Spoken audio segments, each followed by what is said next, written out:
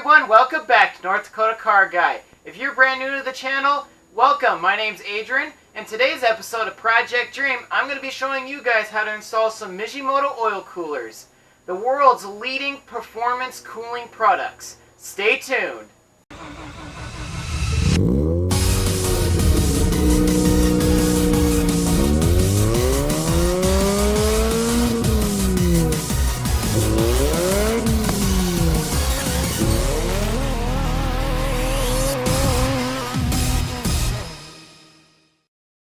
Well, I'm proud to announce that we partnered up with Mishimoto to help get this car on the track. We went ahead and got two 10AN oil coolers. I believe these are the 19-inch row oil coolers, mainly because if I got too big, they wouldn't even fit. And we've also got some pre-made hard lines here. If you guys are wondering what these two items in front of me, well, this is a water temperature sensor inlet, or just for your coolant. So we're going to be installing this along with our oil sandwich plate from Mishimoto. It's got 3 ports in here to put in sensors, so stay tuned for a future episode where we do that. If you want to get a notification, you know what to do. In the description below as well, I'll have a bunch of timestamps to show progress of where we are. If you guys are doing this well, if you just want to see one specific part, go ahead down there and they're all timestamped for you. So the first few things we're going to do, we're going to go ahead and open up both our oil coolers, and we're going to see where exactly we're going to mount these up. I have a pretty good idea. We're going to be putting in the 2 spots where ducting went to cool the brakes off. But we've got slotted rotors, so we don't need to worry about that. Instead, we're going to be installing these super nice quality oil coolers. One oil cooler is going to be for the engine. That's going to be on this side. And then the other oil cooler is going to be on this side, and that's going to be for our power steering. And again, I want to thank Mishimoto for hooking us up with some of this stuff. And without further ado, let's get started. Alright, so here we got a big, nice look of our workspace in here. Now, I still want to make my headlights go up and down. We got to put into the equation of where the headlight's going to go. It actually does suck back in very slightly. Because of the 19-row oil cooler we got, you can see that this is a pretty big oil cooler. I gotta back up the camera. And I've seen some pictures of many different ways guys like to install these on their car. Some guys like to install them on the outside like this. What I'm thinking of doing is I'll actually mount it back behind here, and then we'll fit these 2 slots in here behind this piece here. These guys here work perfect for doing this.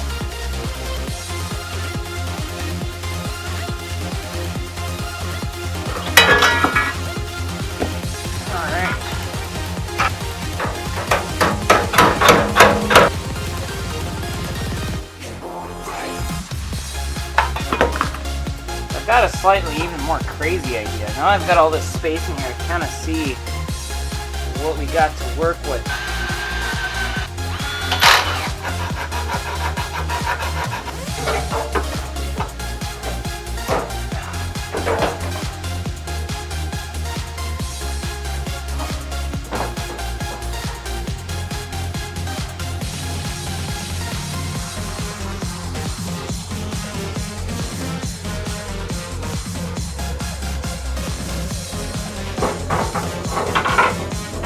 Go ahead, just kind of guess where we're going to put it. We're going to have to make a bit more clearance up here, but there's nothing a hammer will solve. So we'll go ahead, measure this up here, and we'll go make a new bracket. I'm going to be using this, I don't know what this is. It's thin, but it's strong. Not really professional. I'll have it somewhere on here. 2 by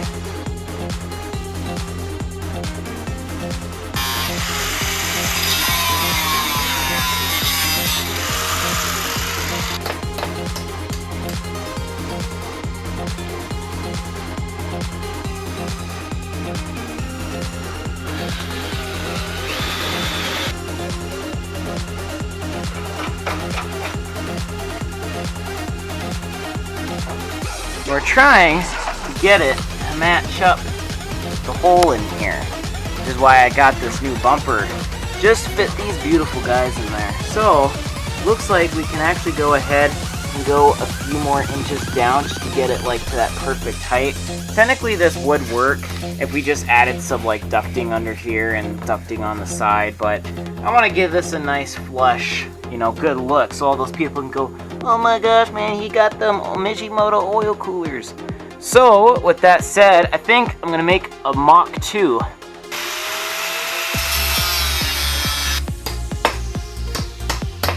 Alright, so here's our second bracket. You can see this part's a lot lower, and I went ahead and I just left this piece here just to keep it a bit more rigid. So let's go ahead and install the second version.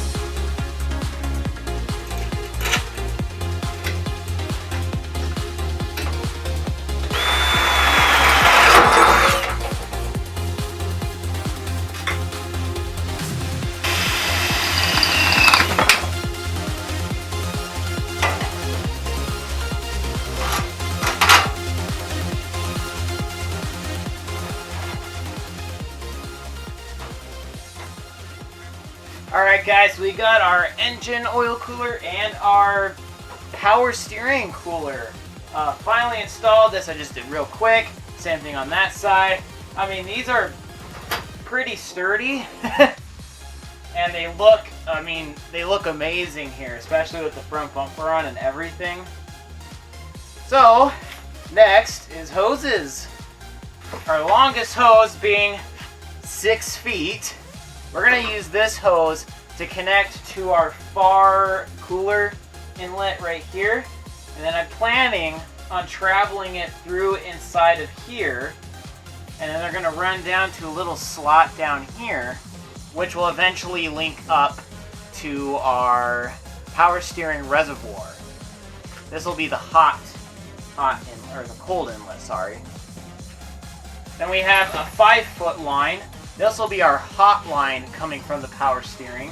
And for our power steering rack, on that hot line that runs from it, we'll get to that here in a minute. I had to get this special AN line. It is a 10 AN line to a M16 1.5 thread. I guarantee you're gonna have to order it because no one's going to carry this, so make sure you've got this if you're going to do it the same way I am doing. And also if you're going to delete it, I think you'll need this too. So this 5-foot hose here will run to that. Our second 5-foot hose is going to run backside of the engine all the way to the front of over here on the far side. The reason I got to do it on the far side is because this custom made, I believe this is supposed to be like 2.5 feet, that I feel like it's shorter than that because I'm having a hard time actually getting this to link up here onto this side, so this is not a Mishimoto part. So with all that said, let's go ahead and take a look at our power steering and see what we have to do in there. Alright, so looking at our power steering, here I've got the little fitting right here. And we don't have to worry about the other side yet. This pipe way back here. This is our hot line that runs to the original cooler, which was just a straight line. So we're not able to screw this in because this guy's got a big little hump here. So we're gonna go ahead and disconnect this big line here, and then we'll go ahead and install this AN line. Alright, so we'll see if our 19 fits in here. Indeed it does. So we're gonna go ahead, just connect this guy. Alright, so we can move this line out of the way just for a moment. Alright, so I just added a bit of Teflon tape, just, you know, your normal Teflon tape used for plumbing. And when you put this on, you want to wrap it clockwise, so that as you go to tighten it, it'll actually, the Teflon tape will actually self-tighten itself, because if you wrap it the other way, as you screw it in, it'll actually loosen. And then before you put it in, I did this the first time I did this, don't forget your little crusher O-ring there.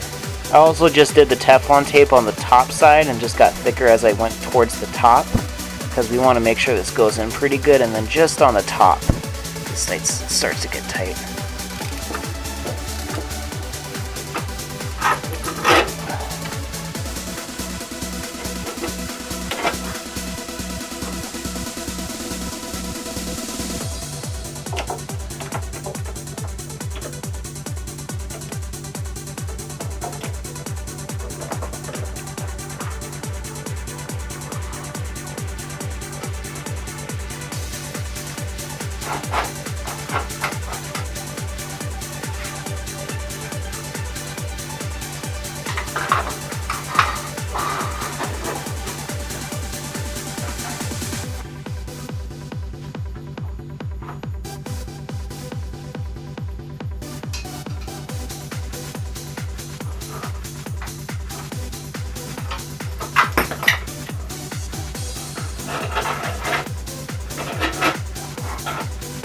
Alright, so what I'm going to do next is this hose down here is going to run to the back of the engine, which is way back down here, but it's a bit long. So what we're going to do is I'm going to make a mark, and I'm going to cut it, and then we'll install a 90-degree into the engine so it plugs in that way, and then all our lines can actually be plugged in. Go ahead and do that, and then we got to fill them up with oil. Alright guys, it's finally time to install all our stuff.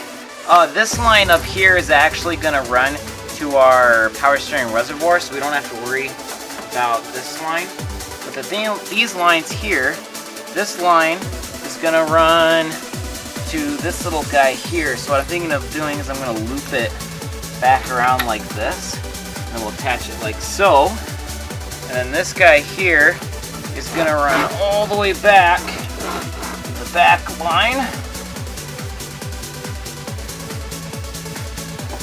Got my ratchet down here. Go ahead and place this. This is the last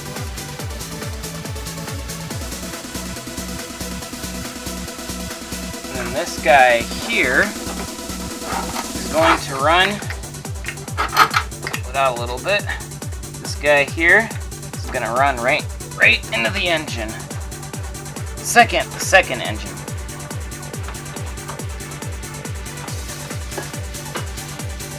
Probably should have tightened this first before I put that line on.